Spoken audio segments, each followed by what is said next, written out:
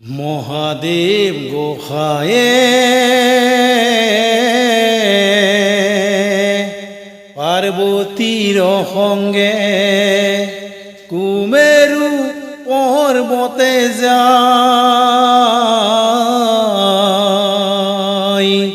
কুমেৰু পৰ্বতে যাই দুয়োজনে, কুমেৰু পৰ্বতে যাই দুয়োজনে, নিজানত বহে যায়,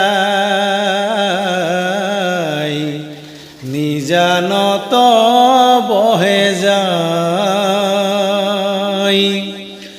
শংকৰৰ কোলাতে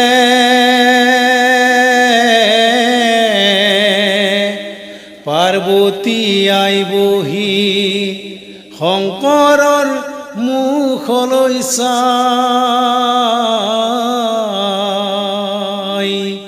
ও লাহে লাহে কৰি প্ৰভু দিগম্বৰে, লাহে লাহে কৰি প্ৰভু দিগম্বৰে দিয়াছে হাত বোলাই, দিয়াছে হাত বোলাই। নমস্কাৰ বন্ধু বান্ধৱীসকল, এটি নতুন ভিডিঅ'লৈ আপোনালোকক স্বাগতম জনাইছোঁ। আৰু আজি মই উপস্থিত আছোঁ কামৰূপ জিলাৰ বঙালগাঁৱত, এটি সুন্দৰ পৰিৱেশত, এখনি শিৱথানত, এই শাওণ মাহৰ এক পবিত্ৰ ক্ষণত। আৰু আজি মোৰ লগত আছে এগৰাকী নাগাৰা নামৰ পাঠক কৰুণা ডেকা। আজি আমি তেখেতৰ সৈতে তেখেতৰ নাগাৰা নামৰ আৰম্ভণি, তেখেতৰ শিক্ষা জীৱন, লগতে তেখেতে কেনেকৈ তেখেতৰ নাগাৰা নামৰ ভৱিষ্যত সম্পৰ্কে কিছু আলোচনা কৰিম। গতিকে ভিডিঅ'টি আপোনালোকে আৰম্ভণিৰ পৰা শেষলৈকে উপভোগ কৰিবলৈ নাপাহৰিব। লগতে চেনেলটি ছাবস্ক্ৰাইব কৰিব নাপাহৰিব, আৰু সম্পূৰ্ণ ভিডিঅ'টি কেনে পায় জনাবলৈ নাপাহৰিব কমেণ্ট যোগে। গতিকে আহক আমি এতিয়া কৰুণা ডেকাৰ সৈতে তেখেতৰ মনৰ অনুভৱ জানিবলৈ চেষ্টা কৰোঁ। এয়া আমাৰ মাজত কৰুণা ডেকা, আপোনাক মোৰ চেনেললৈ স্বাগতম জনাইছোঁ। নমস্কাৰ। প্ৰথমে আপুনি আপোনাৰ সম্পূৰ্ণ পৰিচয়টি দিয়কচোন, লগতে আপোনাৰ যোগাযোগৰ বাবে নম্বৰটি দি দিব। মোৰ পৰিচয়, মোৰ নাম শ্ৰী কৰুণা ডেকা, গাঁও বঙালগাঁও, ডাকঘৰ লোচ, জিলা কামৰূপ, অসম। এইখিনি মোৰ পৰিচয়।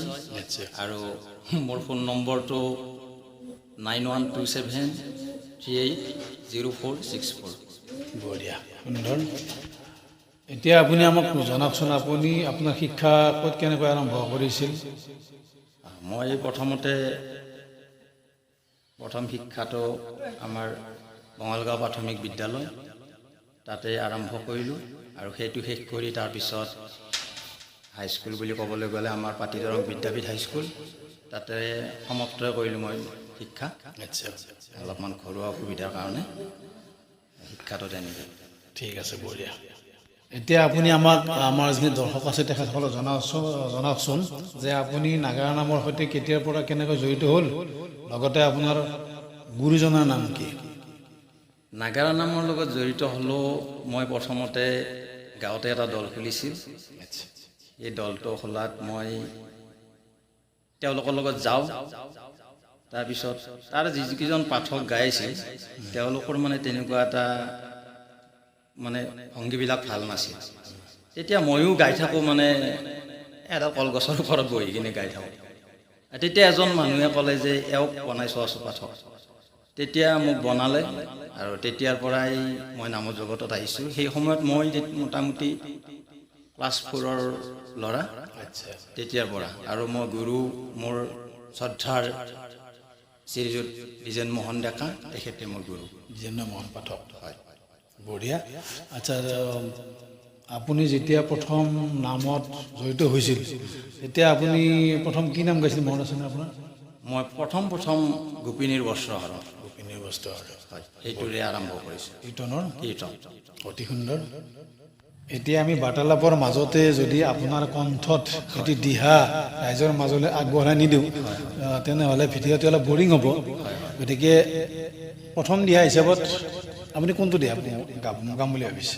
মই এটা দিহা মানে নিজাকে বনাইছোঁ, মানে এই নামটো আৰু এই দিহাটোৰ পৰাই ৰাইজে কিছু অলপ হ'লেও কিবা এটা মানে দিহা পৰামৰ্শ পাব এই নামৰ দিহাটোৰ পৰা। আচ্ছা, গতিকে তেনেকুৱা দিহা এটা মই গাম বুলি ভাবিছোঁ, বঢ়িয়া, সেইটোৱে গাম। গাই দিয়ক। ও মানৱী জনম লৈ ও জনম ধৰিলা, এই জীৱন পাবলৈ নাই বান্ধৱ, এই জীৱন পাবলৈ নাই, ও জীয়াই থকালৈকে হৰিকে ভজিবা, ও জীৱন গলে পাবলৈ নাই,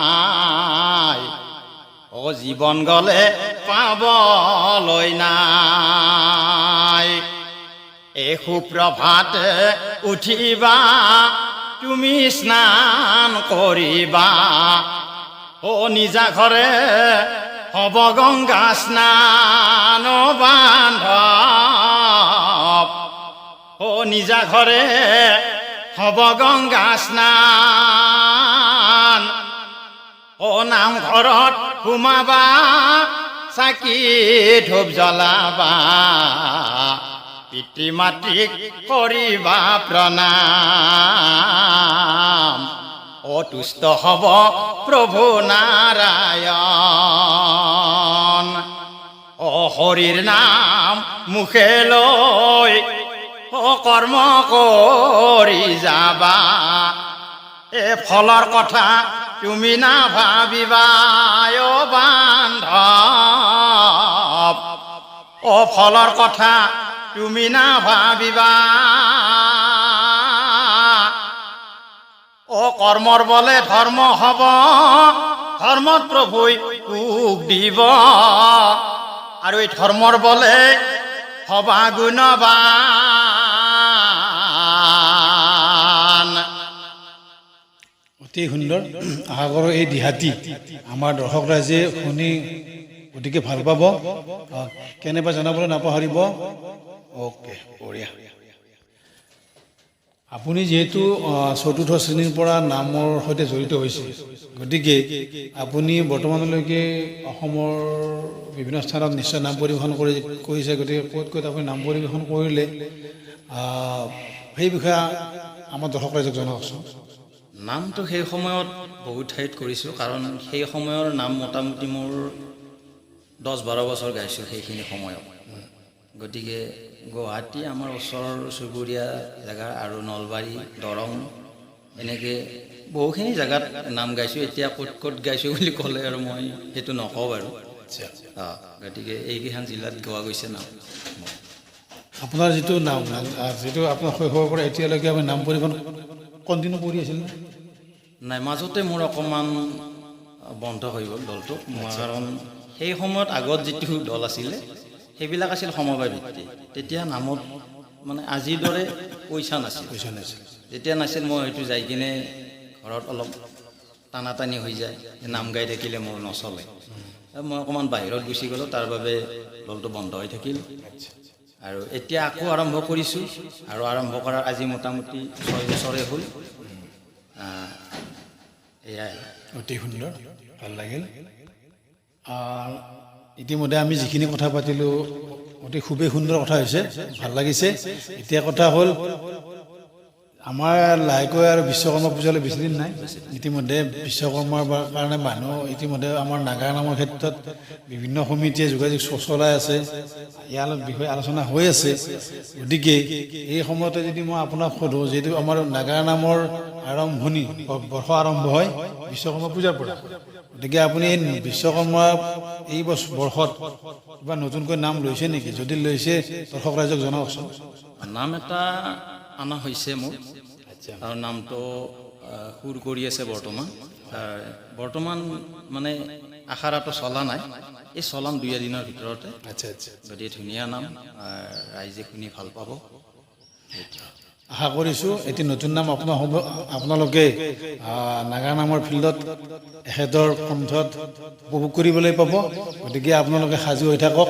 বিভিন্ন ধৰ্মীয় অনুষ্ঠানত আপোনালোকে এখেতক আমন্ত্ৰণ জনাওক আৰু এটি সুন্দৰ নতুন কাহিনী এখেতৰ কণ্ঠত আপোনালোকে উপভোগ কৰিব বুলি আশা কৰিলোঁ। ধন্যবাদ। এতিয়া আমি এটা বিষয় লৈ আহিছোঁ যে আপুনি যিটো শৈশৱৰে পৰা নাগাৰা নামৰ সৈতে জড়িত হৈ আছে, গতিকে আপোনাৰ সেই শৈশৱৰ দিনৰ নাগাৰা নাম আৰু বৰ্তমানৰ পৰিস্থিতি সময়ৰ যি নাগাৰা নামৰ মাজত কিবা আপুনি পাৰ্থক্য দেখিছেনে? যদি দেখিছে আপুনি আমাৰ দৰ্শকক জনাওকচোন। যে আগৰ নাগাৰা নামৰ লগততো এতিয়া নাগাৰা নাম একেবাৰে নিমিলে, আকাশ পাতল ডিফাৰেঞ্চ বুলি ক'ব পাৰি। আচ্ছা, কাৰণ কিয় আগৰ আমি তেতিয়া নাম গাইছিলোঁ, আমি আৰম্ভণিতে এটা কীৰ্তন দুয়োটা দলে এটা এটা গাবই লাগিব। কিন্তু এতিয়াতো কীৰ্তন হয়, আজি যদি দুটা দল মাতে আপুনি এটাও তাৰমানে কীৰ্তনৰ নাম নলয়। গতিকে যুগৰে পৰিৱৰ্তন বুলি ক'ব লাগিব এতিয়া। আৰু কথা হ'ল নাগাৰা নামক নাগাৰা নাম হিচাপে ৰাখিলে বেছি ভাল পাওঁ আমি, কাৰণ সেনেকৈ হ'লে নামবিলাক আমাৰ কাৰণে গাব সুবিধা হয়।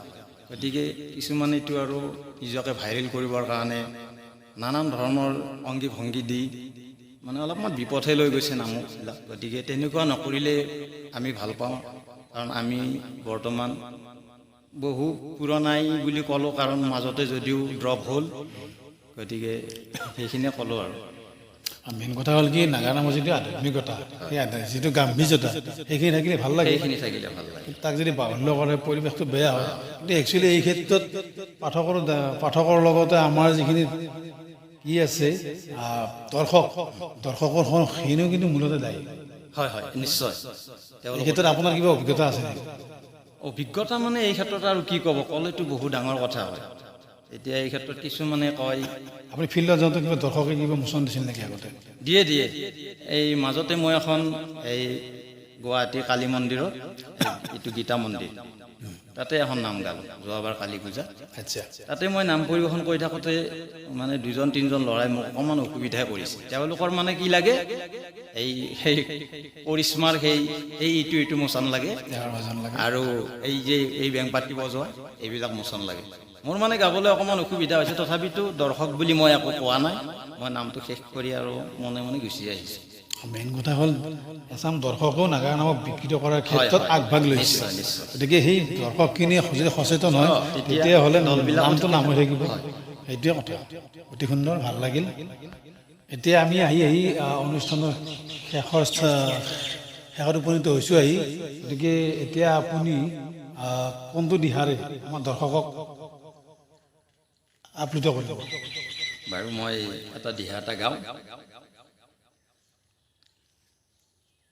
বলি খালে কান্দে শিশু মা, কৈত আছা তুমি এবাৰ আহি চাই যোৱা অ মা, তোমাৰ পুত্ৰক আজি চুলি সুৰাই নখ কাটি অ মা, দিছে ফটা মাৰি ৰভাৰ খুটাত বান্ধি থৈছে অ মা, পলাই যাওঁ বুলি বলি খালে কান্দে শিশু অ মা, কৈত আছা তুমি এবাৰ আহি চাই যোৱা অ মা, তোমাৰ পুত্ৰক আজি। মজা, অতি সুন্দৰ, ভাল লাগিল। আশা কৰোঁ সুন্দৰ দিহাটি দৰ্শকে ভাল পাব। ধন্যবাদ। এতিয়া আপুনি আমাৰ দৰ্শকখিনিক জনাওকচোন আপোনাৰ ভৱিষ্যত পৰিকল্পনা কি?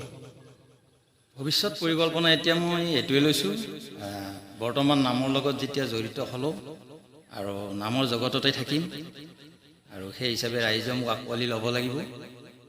আৰু নামৰ মানে এইখিনিৰ নামৰ লগতে জড়িত হৈয়ে থাকিম আৰু আচ্ছা মূল কথা হ'ল আপুনি নাগাৰা নামৰ সৈতে ভৱিষ্যতে জড়িত হৈ থাকিব গতিকে এই ক্ষেত্ৰত আমাৰ যি নাগাৰা নামৰ আয়োজক সমিতি আছে আমাৰ অনুৰাগী আছে তেখেতসকলে আপোনাক প্ৰতি বছৰে আপুনি ধুনীয়া ধুনীয়া আপুনি আখ্যান তেওঁলোকক দিয়ক আপুনি যিমানে ভাল ভাল আখ্যান দিব সিমানে আপুনি ৰাইজৰ মাজত জনপ্ৰিয় হ'বলৈ সক্ষম হ'ব লগতে আপোনাৰ নাম পৰিৱেশনটো দিনে দিনে বাঢ়ি থাকিব আৰু ৰাইজে বিচৰা ধৰণে যদি আপুনি পৰিৱেশন কৰিবলৈ সমৰ্থ হয় তেতিয়াহ'লে নিশ্চয় আপোনাক ৰাইজে আজীৱন আপোনাক আঁকোৱালি ল'ব নিশ্চয় মই তেখেতসকলৰ মাজত থাকিবলৈ ইচ্ছা কৰিম আৰু তেনেকুৱা ধৰণৰ নাম তেখেতসকলক আগবঢ়াম বুলি মই ক'লোঁ আৰু প্ৰতিশ্ৰুতি দিলোঁ সুন্দৰ সুন্দৰ এইখিনিতে আজি আমাৰ অনুষ্ঠানটি শেষ কৰিম আপোনাৰ নাগাৰা নাম জগতৰ উজ্জ্বল ভৱিষ্যত কামনা কৰিলোঁ লগতে সুন্দৰ সুন্দৰ আখ্যানেৰে আপুনি ৰাইজৰ মন জয় কৰি যাওক তাৰে কামনা কৰি আজিৰ অনুষ্ঠানটি ইমানতে সামৰিছোঁ ধন্যবাদ